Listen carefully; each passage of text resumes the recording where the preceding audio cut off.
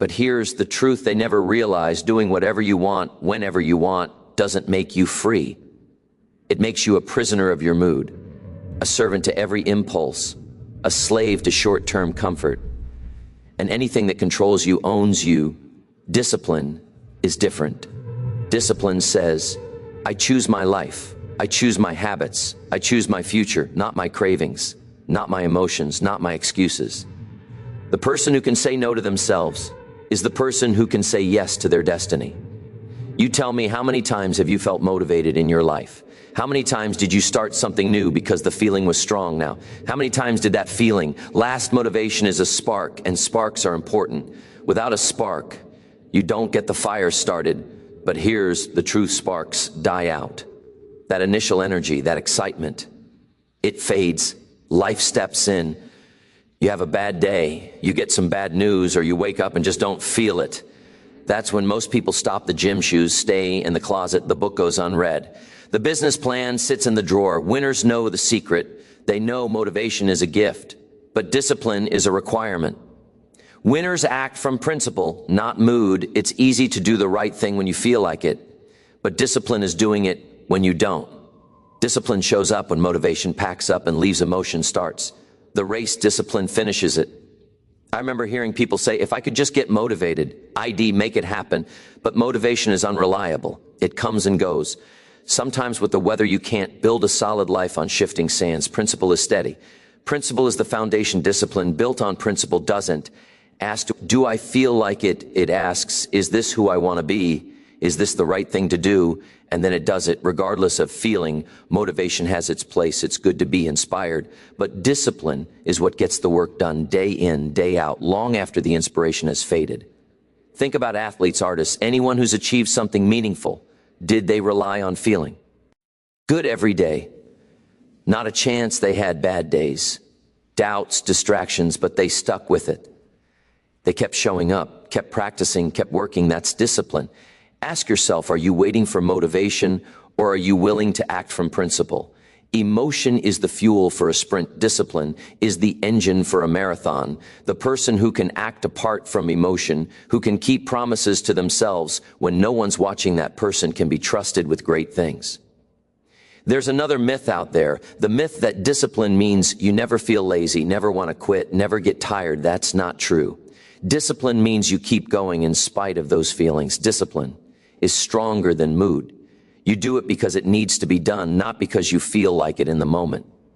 That's the dividing line. People who rely on motivation find themselves starting over again and again, chasing that feeling, waiting for the right mood. But those who let discipline lead keep moving forward, even if the pace is slow. They trust the process. They know discipline is not a moment, it's a lifestyle. So if you want to build a life that stands, stop chasing motivation. Let discipline be your anchor. Act from principle, not mood. Let emotion start the race, but let discipline carry you across the finish line. Now here's what discipline looks like day by day, choice by choice. Some people think discipline is found only in the big moments, the major decisions, the grand commitments. But that's not where real change happens. It's in the small routines, the daily habits, the ordinary acts you repeat. Often when nobody's watching, every morning you get out of bed on time, you put a deposit in the bank of self-respect. Every time you finish what you start, even if it's small, you reinforce your own identity as someone who follows through. These little things, repeated over time, create the person you become. Now, discipline doesn't always feel glamorous. There's no applause for eating a healthy breakfast instead of junk food, for reading a chapter instead of watching television, for making that one extra call at the end of the day. But make no mistake, these moments matter. Each consistent act, however small, becomes another brick in the foundation of your character. People sometimes ask, how do you build confidence? How do you create momentum? The answer is you do it by keeping the promises you make to yourself day after day. You might think one push-up doesn't matter.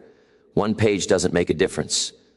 One good decision gets lost in the crowd, but habits compound. The proof shows up in your life, not overnight, but over time. When you choose discipline in small things, you create a pattern, a thread that runs through your days. Over time, that thread becomes a rope, strong enough to pull you through hard seasons. What you repeat becomes who you become. The runner who laces up shoes each morning, the student who reviews notes every night, the entrepreneur who makes the daily calls. They all have something in common. Discipline is not an event for them. It's a habit, and habit practiced long enough becomes identity. Ask yourself, what habits are you practicing today? Are they moving you toward who you want to become or away from it? Don't overlook the small stuff. The way you do anything is the way you do everything. If you can discipline yourself in the small things, you prove to yourself that you can be trusted with bigger things. And here's the beautiful part. Every act of discipline carries a message. It tells your mind, I can do this. I am this kind of person. Each time you act in line with your goals, you reinforce your own belief. That's daily proof that you can change, proof that you can grow, proof that you're becoming the person you want to be. It's not the intensity of one day that matters most. It's the consistency of many days you don't become a champion with one great workout or a scholar with one long study session. It's the daily, often quiet discipline that builds greatness. So remember, discipline compounds. The small routines you choose each day shape your future. What you repeat, you become. Each act is a vote for the person you're becoming. Let every day, every habit, every small discipline be the proof that you're on the path. Neglect has a cost, and it's paid in more ways than you might imagine. One missed day seems harmless enough: skipping a workout, putting off a call, eating what you shouldn't, letting the routine slip. Just this. Once the mind whispers, no big deal, you'll get back on track tomorrow. But discipline, like a chain, is only as strong as its weakest link. People underestimate the cost of inconsistency. They believe missing one day doesn't matter. And on its own, maybe it doesn't. But the danger isn't in one missed day. It's in the message you send to yourself. Every time you break the chain, you weaken the habit, and you give yourself permission to do it again. Before long, the exception becomes the rule, and the standard slips further. Each time there is a price for neglect that goes beyond lost progress. Every time you fail to keep your word to yourself, you chip away at self. Respect the little voice that says, I can skip today. Start showing up more often. It gets easier to justify and harder to return. The chain of discipline depends on each link. Protect the streak. Protect it as if it were gold, because in many ways it is. Consider what happens when you stick to a routine. You start to build trust in yourself. You believe you'll follow through. That self-trust is powerful. It grows quietly day after day, but it's fragile. Each act of inconsistency sends a different message. I can let myself down, and nothing happens over time. That message takes root, and self-doubt moves in. Now everyone slips at times. Life happens. There are setbacks, emergencies, days when it's just not possible. That's part of being human, but never let one day turn into two. That's the fork in the road. One missed day, get back on track immediately. Don't wait for a perfect Monday, a new month, or the first of the year. Correct quickly. The faster you restore the routine, the stronger your discipline becomes. Protecting the streak is about more than maintaining a habit. It's about defending your identity. You're saying, I am the kind of person who shows up. I am someone who keeps going, even when it's tough. That's what builds self-respect, honoring the commitments you make to yourself. Think about the long-term cost of inconsistency. One missed day turns into a pattern of missed days. A pattern becomes a lifestyle, and before you know it, you've drifted far from the results you wanted. The cost is rarely obvious in the beginning, but it always shows up in the end. That's why the disciplined protect their routines. They know that discipline doesn't just build results. It builds a reputation with themselves. And when you respect yourself, others begin to respect you as well. Self-respect leads to higher standards, and higher standards lead to better outcomes. So remember, neglect has a price. Every act of discipline strengthens the chain. Every break weakens it. Protect the streak. Defend your routines. In doing so, you'll not only safeguard your progress, you'll build the kind of self-respect that can't be bought or borrowed. There comes a point when rules turn into rituals, and that's when real transformation happens at first. Discipline can feel like a long list of do's and don'ts, a set of rules you try to follow. Sometimes with gritted teeth, you remind yourself, don't eat that, don't skip this. Do the work, stay the course. Early on, every step takes effort. It's a struggle just to stay on track. But the goal isn't struggle. The goal is structure. See, when you practice a rule long enough, something shifts. What was once a burden becomes second nature. The routine that once felt forced begins to feel automatic. That's the beauty of rituals. When discipline feels natural, effort disappears. Resistance fades. It's no longer a battle to do what's right. It's just the way things are done. I remember the first time I decided to read a book each week. In the beginning, it felt like work. I had to schedule time, push myself to stay focused, keep the habit alive. But after a while, reading became a part of the day, like eating breakfast or brushing teeth. It didn't require willpower anymore. It became a ritual, something expected, even enjoyed. Turning rules into rituals means you set your life up with systems that support you. Instead of fighting temptation, you follow structure. Instead of debating each choice, you rely on habit. And the more you repeat the right actions, the less you have to think about them. That's when discipline goes from something you have to do to something you just do. The disciplined life isn't about denying yourself pleasure or living under constant pressure. It's about creating a structure that serves you. It's about freeing up mental energy so you can focus on what matters most. When rituals replace resistance, you spend less time arguing with yourself and more time moving forward. Take a look at your routines. Are they rules you struggle to follow, or have they become rituals you simply observe? The difference is huge when a habit is new. You have to remind yourself it feels awkward, sometimes uncomfortable, but stick with it, and you'll find it starts to feel normal, even necessary. That's how you know you've crossed the line from rule to ritual. There's no magic number of days it takes. It's about repetition. The more you honor the structure, the more natural it becomes. Think about the rituals that already anchor your life. The way you start your morning, how you end your day, how you prepare for important moments. Add new rituals that serve your goals and watch how effort turns into ease. Remember, the disciplined aren't stronger. They are just better structured. They let rituals carry them, where motivation and willpower once had to do all the work. And that's the real reward, a life where the right choices happen almost automatically. And discipline becomes a source of strength, not a source of stress. Let your rules evolve into rituals. That's how you make discipline last. That's how you build a lifestyle, not just a temporary change environment. Shapes behavior sometimes more than intention ever could. You can have strong willpower, the best intentions, and even solid routines.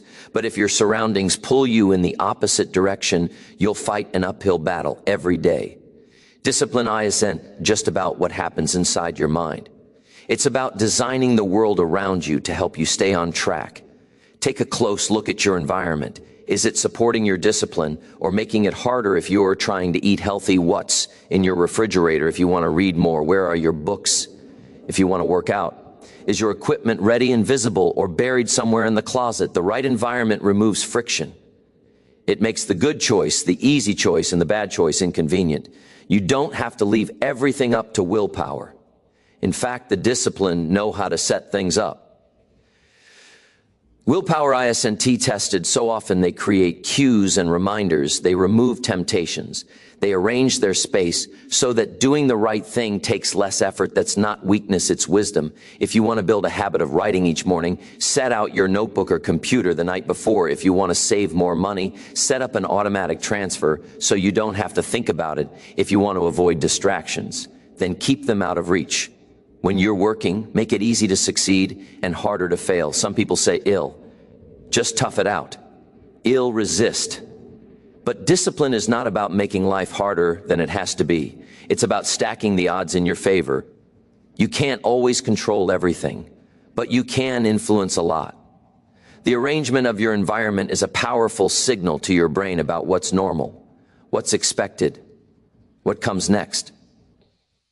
Look at the places where you spend your time, the kitchen, the office, the car, even the digital spaces like your television or laptop. Each one can either reinforce your discipline or chip away at it. What's visible, what's within reach, what triggers the right behavior, and what gets in the way don't. For perfect conditions.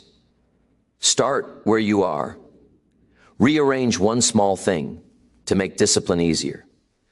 That's a step toward living the kind of life you want. One where you don't have to fight your surroundings, but instead let your environment work for you. Remember, structure creates support. When you design your environment to reinforce your goals, You don't have to rely on willpower alone. The more you reduce friction, the more naturally discipline will flow into your daily life. It's not just about being strong, it's about being smart. Let your environment serve your discipline. Remove obstacles, build cues and routines into the world around you. Make the right choice automatic and the wrong choice inconvenient. That's how the discipline live, not by force, but by design. There's a moment when discipline goes beyond effort and turns into momentum. It's the difference between pushing a heavy boulder uphill and suddenly feeling it roll with you, not against you. In the beginning, discipline feels like work. Every new habit takes extra thought, extra energy, but keep going, and you start to feel a shift. Action turns into traction, progress gathers speed. That's momentum. Momentum is a powerful ally. When you string together enough days of discipline, you start to believe, this is who I am. Discipline isn't something you force. It becomes something you embody. It's no longer an outside rule you follow, but an inside standard you uphold. That's the secret of the disciplined. They build an identity that matches their actions, and when your identity lines up with your habits, momentum takes over. People often wonder how the great ones keep going when motivation dries up. The answer is they don't rely on feeling, they rely on identity. The disciplined person doesn't have to ask, should I do this today? They simply act in line with who they believe they are. Identity sustains momentum when motivation runs dry. Think about someone who sees themselves as an athlete. They don't work out because they are motivated every day they work out. Because it's who they are. The writer writes, the leader leads, the saver saves. Not as an act of willpower, but as a reflection of identity. When discipline and identity become one, momentum takes care of the rest. Ask yourself, what do your habits say about your identity? Are you reinforcing the story you want to live if you slip? Do you return to discipline quickly because it feels natural, like coming home the longer you practice discipline, the more it shapes not just your days, but your self-image? Momentum is built on consistency. It's the payoff for sticking with small routines, protecting the streak, and letting rituals replace resistance over time. Momentum makes discipline feel lighter, even enjoyable. You feel the wind at your back, not in your face. Each good choice reinforces who you are and makes the next one easier. This is where the discipline's separate from the merely interested. When the mood fades, the identity remains. That's why people who build discipline into their identity rarely let go. They have too much invested in who they've become. The standard is set, the story is written. Remember, discipline doesn't just build habits. It builds momentum, and momentum shapes identity. When you embody discipline, you become the kind of person who finishes what they start, the kind who can be counted on, the kind who doesn't need outside pressure to keep moving forward. Let your discipline feed your momentum, and let your momentum reinforce your identity. That's the engine that drives lasting change. There's a paradox at the heart of discipline. What begins as restriction becomes freedom. Most people think discipline means limitation, a life of saying no, turning down pleasure, living under constant rules. But true freedom, real power, is found in self-control. Consider what happens when discipline becomes a lifestyle. Instead of being ruled by cravings, urges, or the mood of the moment, you rule yourself. You set your standards and you live by them. The habits you build start serving you rather than enslaving you. That's the secret. When your habits work for your goals, discipline stops feeling like a burden and starts feeling like power. Think about someone who's financially disciplined. There's no panic at the end of the month, no fear when an unexpected bill arrives. That's not limitation, that's freedom. The person who disciplines their health isn't trapped by doctor's orders or limited by low energy. They're free to enjoy life, to go where they want, to do what they please. That's not a burden. It's a blessing. Freedom is not the absence of structure. Freedom is found within structure. When you choose your actions rather than letting impulses choose for you, you gain control over your destiny. Self-control is self-respect in action. It's the highest form of liberty, not freedom from responsibility, but freedom because of responsibility.